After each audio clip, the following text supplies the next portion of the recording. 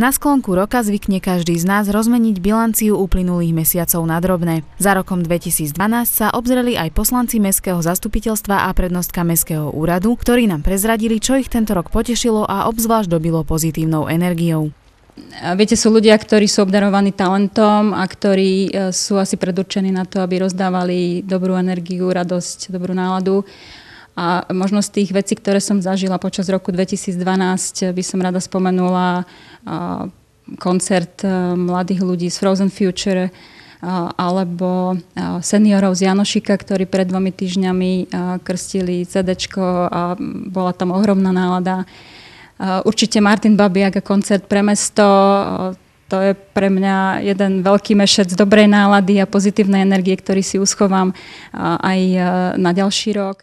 Čo mi spravilo radosť, alebo najväčšiu radosť v roku 2012, je asi to, že sme všetci v mojom okolí zdraví, že sa nám podarilo v našej mestskej časti v Šimonovanoch sklbiť nový kolektív ľudí, ktorý veľmi aktívne pracuje pre túto mestskú časť, odozdáva tejto mestskej časti veľmi veľa svojho voľného času, veľmi veľa energie a pripravuje skutočne veľmi pekné akcie, na ktorých sa zúčastňuje, dá sa povedať, veľká väčšina občanov. V uplynulom roku určite ma potešilo, že sme ukončili rekonštrukciu centrálnej mestskej zóny, že sa nám podarilo rozbehnúť rekonštrukciu domova, že sa nám podarilo zastabilizovať nemocnicu a možno veľa tých drobných vecí. Žijeme momentálne teraz v krásnom období prípravy Vianoc a to posolstvo kresťanské je vlastne smerované k rodine, k tomu dobru, ktoré chceme robiť a myslím si, že každý jeden z nás preciťuje to posolstvo a snaží sa byť lepším, snaží sa byť tolerantnejším. Určite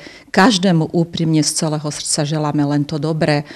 A vždy sa to premieta na tú rodinu a ja musím povedať, že mám prekrásne 2 vnúčatka, ktoré ma naplňajú, ktorí mi vyplňajú môj voľný čas a s nimi sa veľmi teším. Takže chcem len, aby boli zdravé. Blížiace sa sviatky sú synonymom pokoja. Čas, kedy by sme sa mali aspoň na pár dní zastaviť a zahodiť za hlavu starosti ostatných dní. Ako plánujú stráviť nadchádzajúce vianočné dni naši respondenti a čo si rozhodne nenechajú ujsť? Vianoce sú určite časom, kedy máme viac priestoru na stretnutia, takže ja sa určite teším na stretnutia, či už s blízkymi v rámci našej rodiny, alebo na stretnutia s kamarátmi, ktoré teda už máme naplánované a teším sa, že sa zrealizujú. Cez Vianoce a celkové vianočné sviatky si určite nenecháme ujsť dobroty, ktoré pripravuje moja manželka s mojou dcérou, na ktoré sa neskutočne teším, čo sa týka zimných športov, lyžovanie, ktoré máme veľmi radi celá rodina.